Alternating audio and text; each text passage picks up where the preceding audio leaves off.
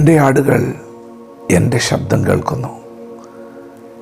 ഞാൻ അവയെ അറിയുകയും അവ എന്നെ അനുഗമിക്കുകയും ചെയ്യുന്നു.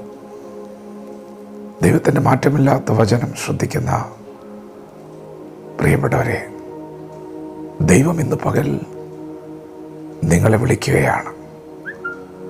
തൻ്റെ പുത്രനായ യേശുവിനെ നിങ്ങളുടെ പാപങ്ങളുടെ പരിഹാരത്തിനു വേണ്ടി കാൽവറിയിൽ തകർത്ത് കളഞ്ഞ് നിങ്ങൾക്ക് പകരമായി ക്രൂശിൽ മരിച്ച് യേശുവിനെ പരസ്യമായി നിർത്തിക്കൊണ്ട് ആ ചങ്കിലെ അവസാന തുള്ളി രക്തവും നിങ്ങൾക്കായി ഊറ്റിത്തന്നുകൊണ്ട് പിതാവായ ദൈവം നിങ്ങളെ വിളിക്കുകയാണ്. ആരാണ് ഇന്ന് പകൽ ആ ശബ്ദം കേൾക്കുന്നത്? നിങ്ങൾ അത് തിരിച്ചറിയുന്നത് വരെ ദൈവം നിങ്ങളെ വിളിക്കും. ദൈവം നിങ്ങളെ കണ്ടിട്ടുണ്ടെങ്കിൽ, ദൈവത്തിന് നിങ്ങളെക്കുറിച്ചൊരു പദ്ധതി ഉണ്ടെങ്കിൽ, നിങ്ങൾ തിരിച്ചറിയുന്നത് വരെ നിങ്ങൾ ഈ സുവിശേഷം കേട്ടുകൊണ്ടേയിരിക്കും. നിങ്ങളുടെ കാതുകൾ അത് മുഴങ്ങിക്കൊണ്ടേയിരിക്കും. ഇന്ന് പകലിങ്ങനെ ഈ ശബ്ദമായി നിങ്ങൾ കേട്ടാൽ നാളെ മറ്റൊരാളിലൂടെ ദൈവം നിങ്ങളെ അത് കേൾപ്പിക്കും. കാരണം ദൈവം നിങ്ങളെ സ്നേഹിക്കുന്നു. ദൈവം നിങ്ങളെ അത്രമാത്രം സ്നേഹിക്കുന്നു.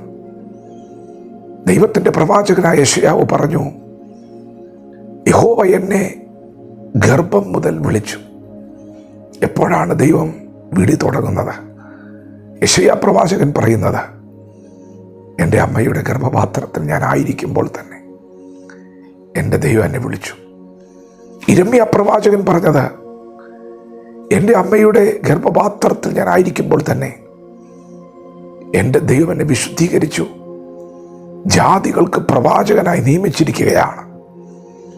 പ്രിയപ്പെട്ടവരെ, ദൈവം നിങ്ങളെ വിളിക്കുകയാണ്. നിങ്ങൾ ദൈവത്തെ അറിയാതിരിക്കുമ്പോഴും ദൈവം നിങ്ങളെ വിളിക്കുന്നുണ്ട്. ഇന്ന് പകൽ ദൈവം നിങ്ങളെ വിളിക്കുകയാണ്. ദൈവം തൻ്റെ പുത്രനെ നിങ്ങൾക്കായി ഏൽപ്പിച്ചു കൊടുത്ത് തൻ്റെ സ്നേഹത്തെ വെളിപ്പെടുത്തിയിട്ടാണ് വിളിക്കുന്നത്. പ്രവർത്തിച്ചിട്ട് തന്നെയാണ് ദൈവം വിളിക്കുന്നത്.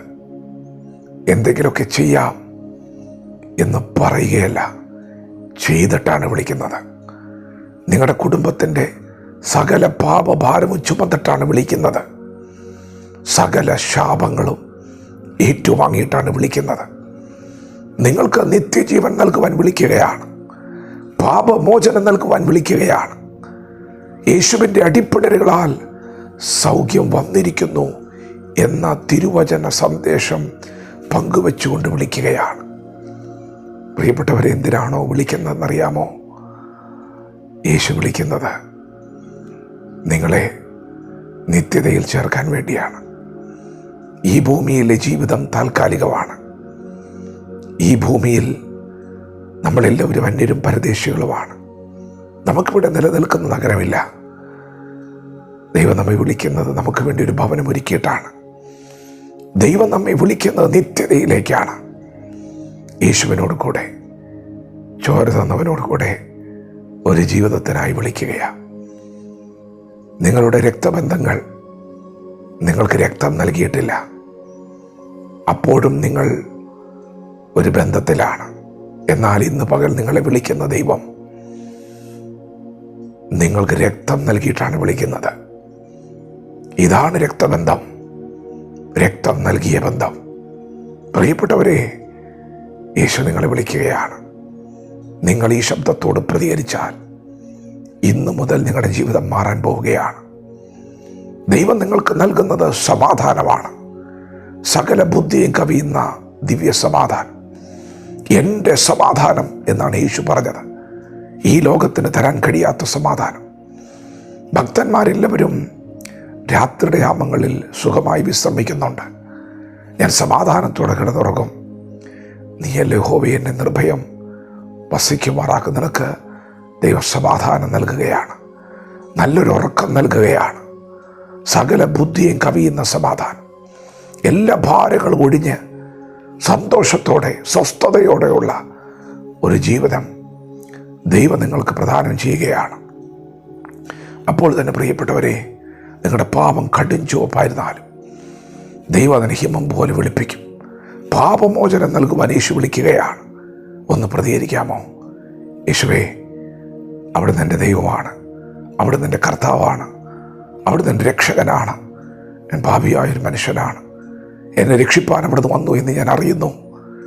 അവിടുന്ന് എന്നെ സഹായിക്കണമേ, അവിടുന്ന് എന്നെ ശുദ്ധീകരിക്കണമേ. എത്ര പേർ ഇന്ന് പകൽ അങ്ങനെ പറയും, അങ്ങനെ സമർപ്പിക്കും?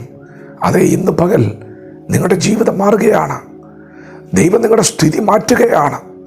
നിങ്ങളുടെ തലമുറകളുടെ സ്ഥിതി മാറുകയാണ്.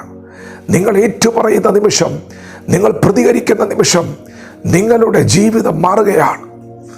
നിങ്ങളുടെ കുടുംബത്തിൻ്റെ സ്ഥിതികളെ ദൈവം മാറ്റുകയാണ്. വചനത്തോട് പ്രതികരിക്കാം. ദൈവം നമ്മെ ഓരോരുത്തരും ഈ പകൽ അനുഗ്രഹിക്കുമാറാകട്ടെ. ആമേൻ.